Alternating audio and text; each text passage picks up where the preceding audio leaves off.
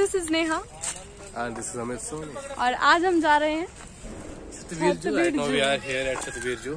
हाँ. So दोस्तों आज हम आपको बताएंगे इसके बारे में सारी बातें जो आपको काम आने वाले जब कभी आप विजिट करोगे सतबीर जू. So और ये इस वीडियो में भी बताने के मैं कैसा लग रहा हूँ. चलो तो आज दिखाते हैं आपको चंडीगढ़ का सतबीर जू. उसमें अमित के बहुत सारे दोस्त होंगे जिनसे हम आपको मिलाएंगे. All they are monkeys. तो चलिए सबसे पहले शुरू करते हैं पार्किंग से. तो यहाँ पे एंट्री होगी. तो ये हो गई थी हमारे जू में एंट्री और यहाँ पे टिकट्स मिलती है 40 रुपये बच्चों के लिए और पर पर्सन के लिए 80 रुपीज़ टिकट है. तो अब बढ़ते हैं आगे. तो ये है फ्री वाईफाई जोन, यानी कि सतबीर जू में आपको फ्री वाईफाई जोन भी मिलता है. ऑनलाइन टिकट इसके लिए भी आपको बुक करानी पड़ती है. और साथ ही आगे हमें अगला जो स्टॉल था यहाँ पर शॉप में मास्क मिल रहे थे क्योंकि कोरोना है भाई. और ये हो गई हमारी एंट्री. तो देखिए एंट्री हमारी हो गई और लाड साहब भी आ रहे हैं पीछे से, मास्क लगाया सैनिटाइजर का यूज़ करते हुए. और सबसे अच्छी बात मुझे यही लगी कि काफ़ी भीड़ थी यहाँ पर लेकिन लोगों ने मास्क लगाया हुआ था, जो कि बहुत अच्छी बात है. इसी के साथ अमित ने भी मास्क पहन लिया था, सतबीर जू का ही. तो जैसे ही जू में एंट्री होती है मैं सबसे पहले आगे भागे भागे जा रही थी कि मैं काफ़ी ज़्यादा एक्साइटेड थी कि मैं जाऊंगी सबसे पहले आगे और देखूंगी कि क्या क्या है, क्योंकि मैं 2 साल बाद यहाँ पे आ रही थी और वो सामने में इशारे करके बता रही थी क्योंकि मैं एक बार पहले आ चुकी हूँ कि यहाँ पे ये है, यहाँ पे ये है.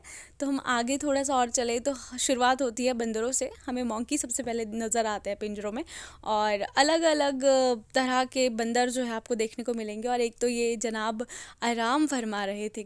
तो जैसे जैसे हम आगे बढ़े तो हमें नज़र आया वाइट टाइगर, लेकिन वो काफ़ी ज़्यादा दूर था तो कैमरा में कैप्चर नहीं हो पा रहा था. लेकिन एनीवेज थोड़े आगे और चले तो हमें नज़र आया बंगाल टाइगर और काफ़ी ज़्यादा सुंदर था लेकिन काफ़ी दूर था वो भी और मज़े से धूप सेक रहा था.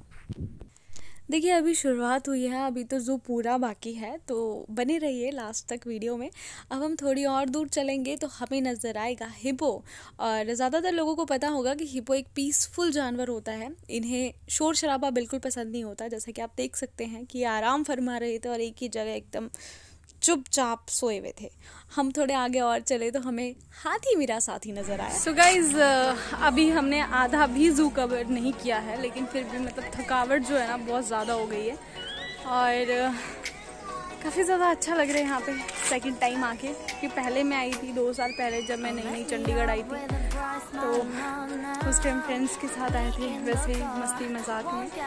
तो अभी स्पेशल मैं सोच के आई थी कि मुझे ब्लॉग बनाना है और आप लोगों को भी सतबीर जू दिखाना है. तो इसीलिए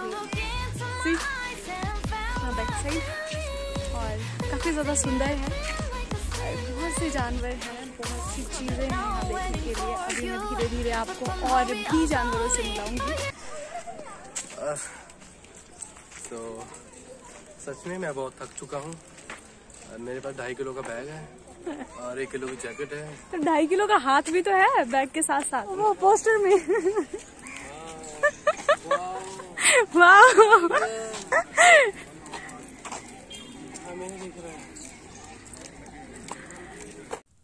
तो अब काफ़ी घूमते घूमते हमें लग गई थी भूख. तो सोचा लाइन में लग लिया जाए, कुछ खा लिया जाए. यहाँ छोटे छोटे स्टॉल बने होते हैं, आपको वहाँ पे कुछ भी खाने पीने की चीज़ें मिल जाती है इजीली. तो यहाँ पर थी मैगी और जूस.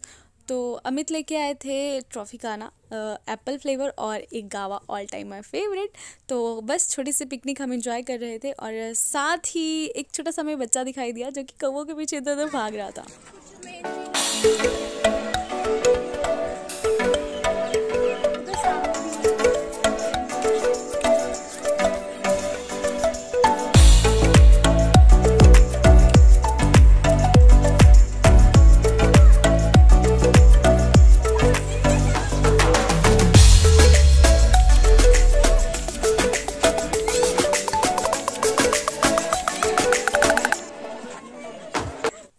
यहाँ पे मैंने एक अजीब चीज़ देखी. मैं काफ़ी ज़्यादा शॉक्ड हुई उसे देख के, क्योंकि एक इंसान आ रहा था, उसके पीछे पीछे तेंदुआ लगातार चल रहा था. जैसे वो एक जगह स्टॉप हुआ, उसने हाथ दिखाया तो उसने उसे काटा ही नहीं, कुछ मतलब कोई हरकत ऐसी की नहीं.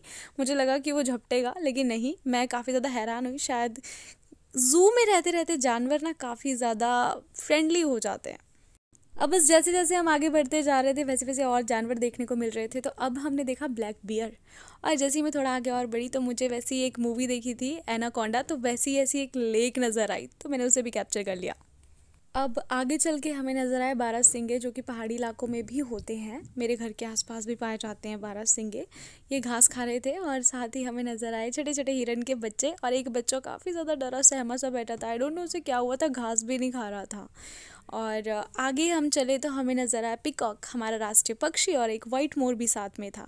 फिर थोड़े आगे और चली तो मैंने देखे शुतुरमुर्ग, जो कि काफ़ी बड़े होते हैं साइज़ में, और इनका अंडा भी सबसे ज़्यादा बड़ा होता है पक्षियों में से। तो ये भी कुछ चुग रहे थे।